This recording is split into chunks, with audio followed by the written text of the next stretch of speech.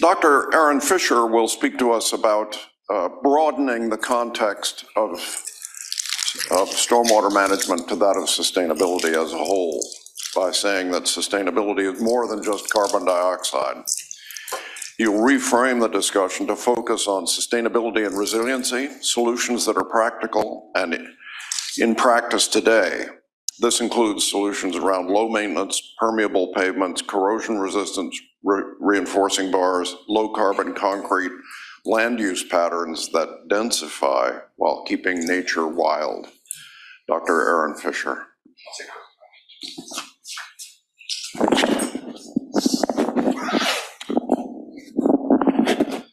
All right. Okay. Thank you all for the time today, both in person and virtually. I'm going to take a little bit of a detour to talk about sustainability. That's really my background. I work now, there we go. I work now for Ernest Mayer, which is a construction materials manufacturer and distributor. We've been in Maryland for just under 100 years making concrete block.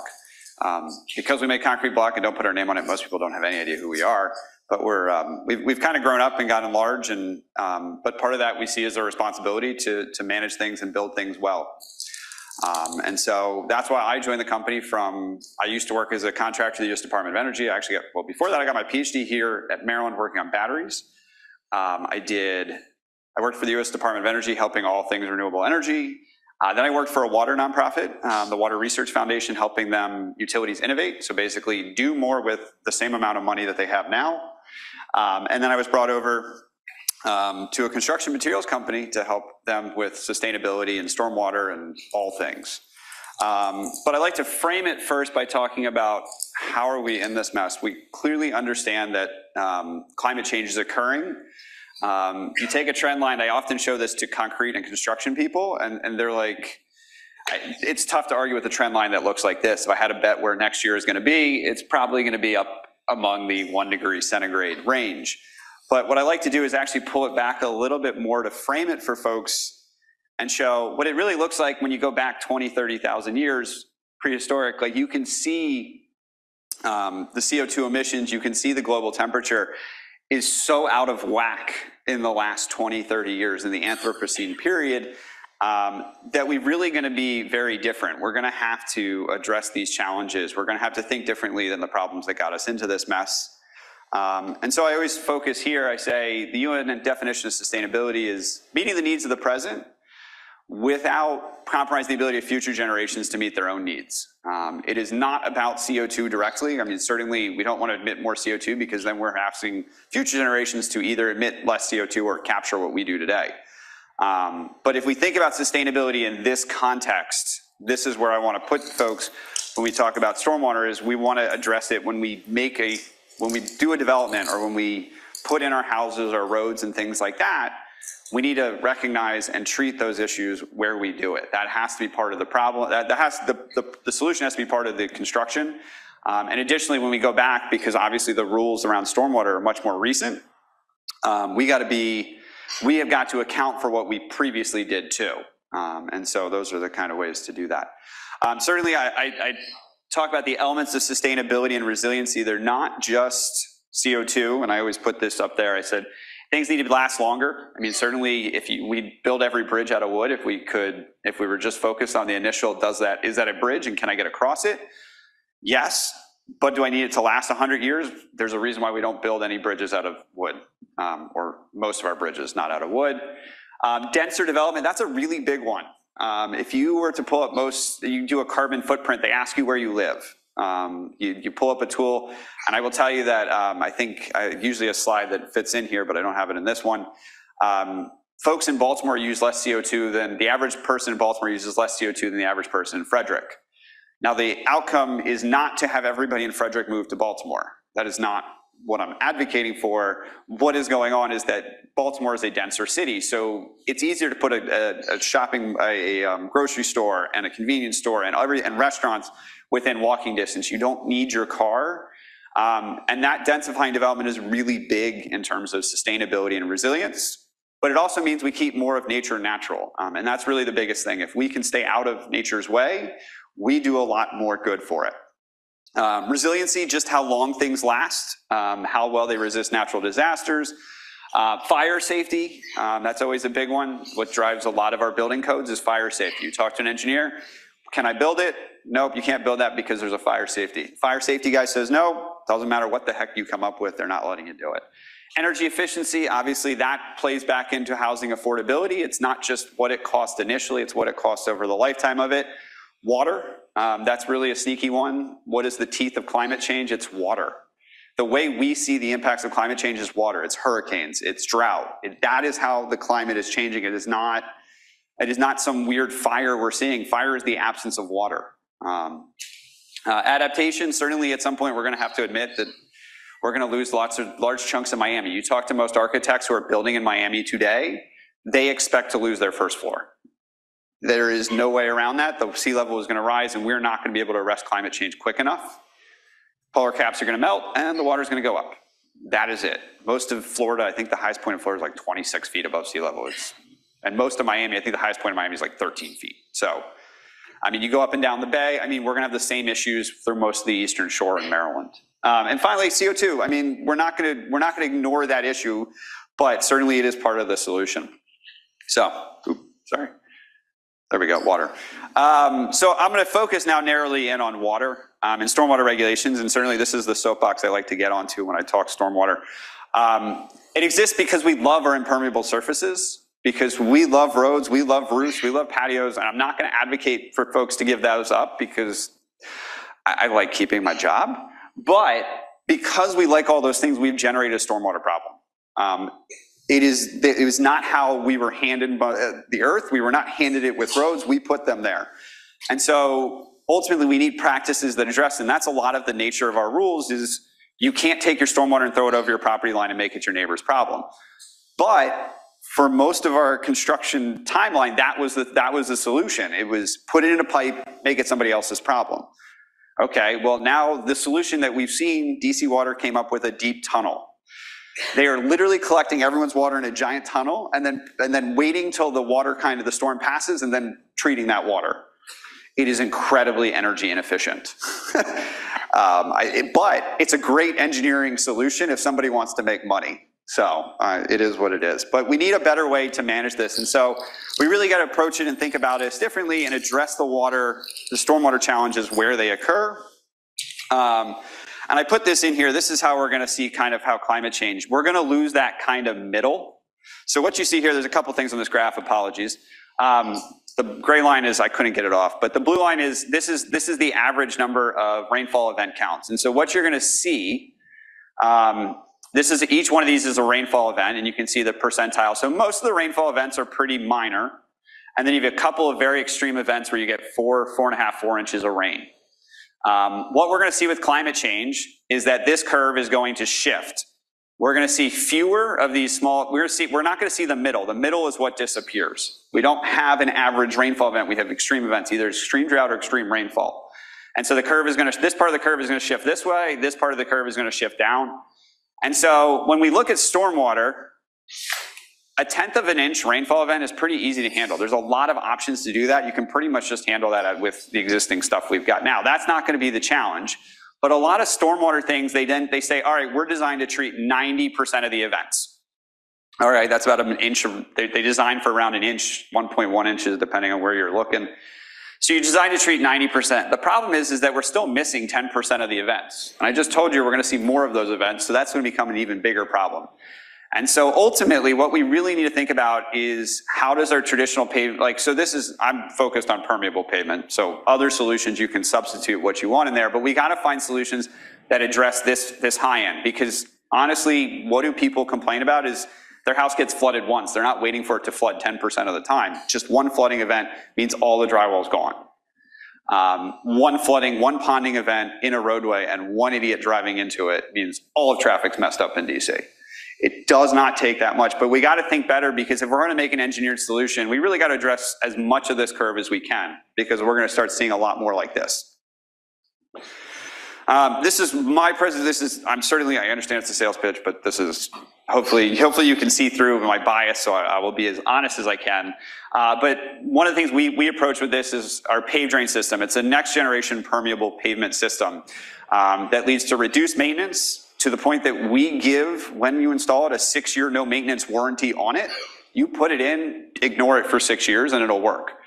And then better stormwater performance. And I'll show you how we've come to that conclusion, including a study we did with Dr. Davis here at the University of Maryland. But first, I'd like to clarify, most people see this and they go, oh, that looks like a paver. It's close, but it's not the same. It actually answers to a different ASTM standard. So in the world of construction, that means it's a whole different product. A traditional interlocking concrete paver is about 2 3/8 of an inch thick. We're much thicker. These systems are, let me double check what I got on here. Let's see if just what my slides more I got. There we go, yeah. These systems are 2 3/8 of an inch thick. These are about a little over 5 inches thick, but it's not that makes the difference. What makes the difference is what's in the joints. That's where the water goes through. In a traditional interlocking concrete paver, there is material in the joints. We affectionately say they are pre-clogging their material. We don't have anything in the joints. Why did we make this insight? It's because of that different ASTM standard. Our origin story is different than every other permeable pavement you've seen. Pervious concrete, porous asphalt, permeable interlocking concrete pavers were all pavement systems that people poked little holes in to get water through. As you might imagine, little holes clog easily. We are actually an erosion control and revetment system. We were born to work with water, and then we converted that to a pavement system. It's much easier to convince an engineer that something is a pavement system than it is a water feature. And so by doing that, we created a system that starts differently and then ultimately works differently. So because of those bigger blocks, because of the open joints, it is stronger, it requires less maintenance, and ultimately performs like you expect it to. So how does that compare here? This is a little bit of a cost thing. We're honest with you. It is not the cheapest right out of the gate. This is always a big complication. We go to IKEA because we can furnish a whole room for pennies on the dollar. But our grandkids are not looking forward to getting our IKEA furniture. They're just going to take that and put it in that is kind of what we're seeing with a lot of these other systems is you don't pay for it initially, you pay for it with the maintenance. That's that gray bar you start to see there. So over about 10 years, you're really seeing what's the difference in the cost of a system. And in terms of permeable pavement, it's pretty dramatically different to the point that our system is pretty comparable to conventional asphalt or conventional concrete. And to give you an idea, we do sell permeable pavers and pervious concrete. So those are our numbers. Like, we are not sandbagging these things. I've never had anyone from a competing product say, you guys are wrong. But it's the maintenance cycles. When you ask someone to clean their road every 3 months, they look at you a little funny. But that's the ask of these other systems, is that you have a crew out there cleaning those systems every 3 months. We barely can get people to do the preventative maintenance on their cars, and you know you're supposed to take your car in every 3,000 miles. I'm probably not the only person running on 4,000 miles right now in this room. And that's fine. We all know we can push it a little bit, but you get to that point, you keep pushing it, and eventually it just breaks and there's no way to pull it back. We've kind of engineered a different system. Whew. That's not how that truck looks, but you get the idea. That got worked. So this is actually an installation we did in Baltimore City. We installed it 5 years ago. The background of the story was that somebody said, you've made all these claims, prove it. So we said, okay, give us a spot. They gave us a crosswalk in front of the Republic Waste Transfer Station. So every 30 seconds, a truck is rolling over this. And what you can see of this, you can see the asphalt's cracked. You can see this is a flush ribbon curb, that's cracked. And that's our system. It is held up for 5 years, still taking on stormwater. And that's really what you want. Like, this is an ignored system. It is the roadway. No one's thought about it twice. It's not maintained any differently. I'm positive the plow guys aren't treating this special or anything like that. And you can still see a system is working. And that's all we want, is we want a system that just works. And so that's what we've been able to do.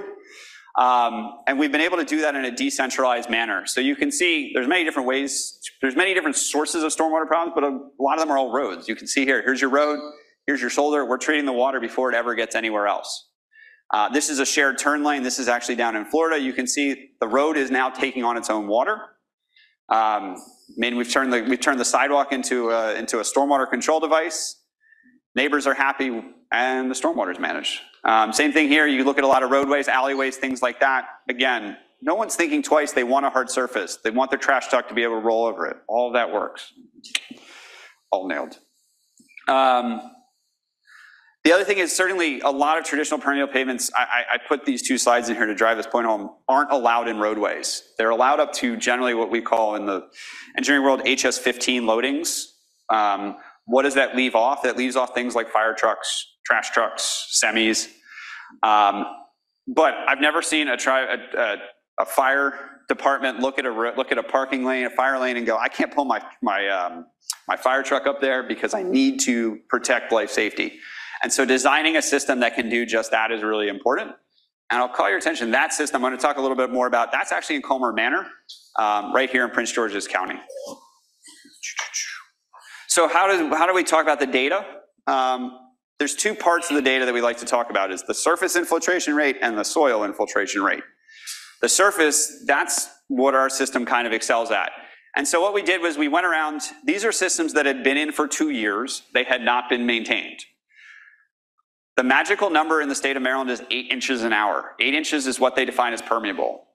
While they call these systems porous and permeable, none of them are actually by definition permeable by Maryland's definition. Our system that had been in the same length of time, 1,600 inches an hour. Why? Open joints lead to high infiltration rates. I'm not shocking anyone here. And why do we have storm drains? Why do we make them big and open? Is because they take on more water. That's not really the real innovation. It's in ultimately how this plays downstream into the base, into how the soil is. Because for every time I stand up here, you're like, clay soil doesn't infiltrate. I'm here to tell you that that is not as accurate as most people think. Why is that not accurate? And so we actually had to come back and reinforce the data. So now that we knew the water was going into the base, we also circumstantially in our first couple of installs saw it disappearing out of the base. We never saw any overflow conditions. We never saw any problems. The drains weren't seeing anything. And we're like, great. And then everyone was like, every jurisdiction was like, prove it. So we put in sensors. And what we did was we married 2 sensors. One is a rainfall sensor. This is just a tipping bucket that basically, when it rains, it says, here's how much rain we saw. And the other thing we put in was a float sensor in the base itself.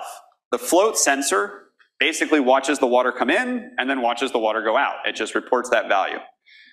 It's a pretty simple mass balance. It's not water in minus water out should equal what you're seeing currently. This particular structure, this one that I'm going to reference in the first one, they did put an under drain in here, and this is a pretty common structure they put in permeable pavements. Why do they put them in? Is they're worried the soil's not going to infiltrate. What does it actually mean? The water is going to go run right out before it actually accrues any of the stormwater quality benefits. The water quality benefits. So what do? We actually turn it hydraulically into an overdrain. So until the system is full to 37 inches, the water doesn't come out. We put a valve on it, have yet to open the valve. The city wanted a valve, they didn't just want a bend. But this is what this looks like. This is what it looks like in practice. This is an alleyway. They gave us an alleyway in 850 square feet. They said you could have a 5-to-1 run-on ratio in Cudahy, Wisconsin. It'll shock you, but the water didn't listen to the run-on rules that Wisconsin's DNR put in place. It was actually, we were seeing 28,000 square feet of run-on, of drainage area, at a 33-to-1 ratio. So for every inch of rain that fell, we saw 33 inches of water in our system. When we dug the system, we found out it was clay soil. That we found one thing of clay. And the way the rules work is if you find any clay, it's always clay. That is not how the soil performs though. So, and I'll get back to that point, just pulled that. But here you can see actually what happened. You can see here's the blue line is the rainfall. We talk about the 24-hour rainfall event. We say, oh, we got 2 inches in 24 hours. Yeah, we got 2 inches in 24 hours. But if you look at this curve, we saw most of that rain in a pretty tight window, about an hour or 2. And that's really how these rainstorm events are going to be. They're going to be microbursts, very tight windows. Why do we care about the 24-hour storm event? The honest answer is because that's when we wrote the rules, the guy only wanted to walk out in the rain twice. Once to put the bucket and once to pick it up. That's not how rainfall falls. And so we really got to look at these really tight extreme events. But as you can see here, the water fell in pretty tightly. The red line is that float sensor. The water went in pretty quickly, but almost as quickly as it went in, it went back out. Where did it go? Into the soil, into that clay soil. Why are we seeing a value that's a little bit different? There's 2.5 reasons to why we're seeing a value that's different. First off, I'll start with the overall infiltration rate. What we're seeing is the best type of soil predominate, not the worst type. So if you find, it's like going to a grocery store. If you choose the slow lane, you're not going to sit there and wait, you're going to reshuffle. The water does the same thing. It finds the path of least resistance and uses that. So really what was clay soil is now BC soil.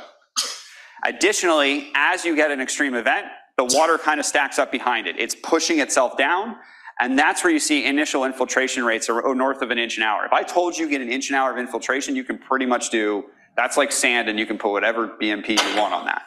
Well, this was clay. I just turned clay into sand. And so this is really a big thing. And so we obviously did this study, and everyone's like, well, that's Wisconsin. What about Maryland? All right, we did the same thing in Maryland, and unshockingly, we got the same thing. So we're doing this study. We're almost finished. We're just putting the final report up, and we're going to take it up to the state. But the same results basically came out. Our clay is not special. We dug down. We found D soil. We also found B and C soil when we dug down. Unsurprisingly, the overall infiltration rate reflected the BC soil type. Instantaneous infiltration rates are north of 5 inches an hour. If I gave you 5 inches an hour of infiltration, you can pretty much do whatever. But needless to say, we're getting all of the water quality benefits from everything, all the water that's coming on, all of that water quality. It's fully disconnected from the stream. Got it. And so this is kind of another example. Now, where is this? This is actually in the road. Who gets upset when you dig up the road? Just the people who need access. You just give them an alternative pathway, but it's no one's property. You do not need to access their house. You do not need to reclaim. You don't need to put a easement on their property. You don't have to do anything like this. And so the gentleman said, yeah, nobody likes this. I can tell you everybody hates flooding. And I can give you so many examples where we took over the road, made the stormwater control measure, and the neighbors went from, I call it the old person complaint factor. They always complained every time it rained. The jurisdictions could count on them complaining because they didn't like the flooding. When they put these systems in, the complaining about the flooding stopped. That's not to say there weren't complaints, but the complaints about the flooding were addressed. And that's really it, having something like that. All right, what do we got? All right, there we go. For the third thing I also mentioned in terms of advantages, dry soil is a challenge in terms of infiltration rates. So this is that half measure I measured. All the infiltration rates that anybody uses are based upon wet soil. Until 24 hours ago, if I'd shown you any grass swale, it would have been dry soil. Well, the most important part of capturing and maintaining water, of water quality maintenance, is capturing that first flush, that first 1/10 of an inch. Well, guess what? That is what runs off before the soil gets wet. And so capturing, let's see if this, will this load? Maybe. There you go. So you can see here, what's the difference between dry soil and wet soil? You can see how much quicker the water goes into wet soil than it does into dry soil. And so building a system that doesn't need to be maintained or doesn't need the same level of maintenance is very important. I think I've kind of made the point there with the video. It just keeps going. It's quite funny. But yeah, that's really it. So one of the things we always do is, if you know about anything about permeable pavement, you know that maintenance is usually where these systems stink. We said, all right, let's prove it. So we did an abuse test down at UCF. We literally dropped as much aggregate as we can. We worked it in with water. We baked in the Florida sun. That system's clogged. I'm not saying our system doesn't clog, but I'm saying, like, you've got to work at it. But here's the real kicker. We did our maintenance, our only cleaning process, and we restored 90% of the original infiltration rate. That system is just a road. That system is now a permeable pavement. There you go. What do we got? I always like to put this one up here because this is different. When you engineer correctly, when you engineer to how people are going to work, things work better. And so we understand that people aren't going to do the maintenance. They're not going to do things. You don't collect leaves before they fall. So you maintain as needed, not as scheduled. We say you don't need to do the maintenance. If there's not ponding on the surface, you don't need to do anything. All right, here we go. Here's the Comer Manor job. I'm going to go back to that. This was actually awarded, this was installed in March 2021. I encourage you to drive down there. It's the corner of, I think it's 40th Street and Newark Road, right behind the Burger King in Comer Manor. I'm happy to give anyone a tour there. This site is a roadway. No one thinks twice about it. It gets plowed, buses drive over it. Everything works pretty normally there. What we have seen, no maintenance for 2 years. Great. You tell any BMP and you're saying, is it still working? And the answer is yes. We have never filled it more than a third or halfway. Like we have not even touched that. Any storm in the last 2 years has not hit more than 30% of its capacity. We then looked at our manual. How much credit should we be getting for this BMP? 3 times the credit. So we've gone up and back with the state. We said, do you accept sensors? And they're like, yeah, we don't have any reason to accept the sensors, but we're obviously looking to get the design manual changed. That's a bigger struggle, but they are willing to give credit for censoring. This is the actual performance, not some accounting manual's thought process and projections. And ultimately, this was the best ultra-urban BMP finalist. You're looking at an ultra-urban environment, what do you have? You pretty much have roads. He mentioned that you can't go on top of buried infrastructure. We have a sewer line and a water gas line running right through this. The challenge is not to keep those systems dry, it's to get the water that gets to them, to give it away, to get away from it as well very quickly. Because if you're in the ground, you are wet, you have to engineer to be wet, but you don't want to engineer to be underwater. That's a different discussion. But there you go.